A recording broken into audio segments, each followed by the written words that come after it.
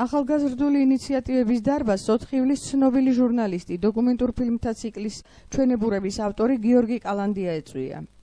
ჟურნალისტმა ახალგაზრდებს იმ ქართველთა წესჩვეულებებზე, ხასიათსა და ყოფაცხოვრებაზე უამბო, რომლებიც რამდენიმე საუკუნეა სხვა ქვეყნების ტერიტორიაზე ცხოვრობენ, მაგრამ ქართველობას ინარჩუნებენ. ოფიციალური მონაცემებით მხოლოდ თურქეთში 8 მილიონი ქართველი ცხოვრობს.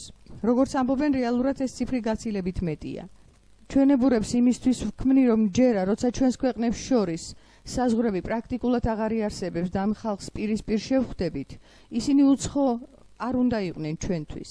მათ გულშიც და გონებაშიც დიდი საქართველოს გერს და ძალიან გვანან ხასიათით, განუცხადა კალანდიამ ახალგაზრდებს.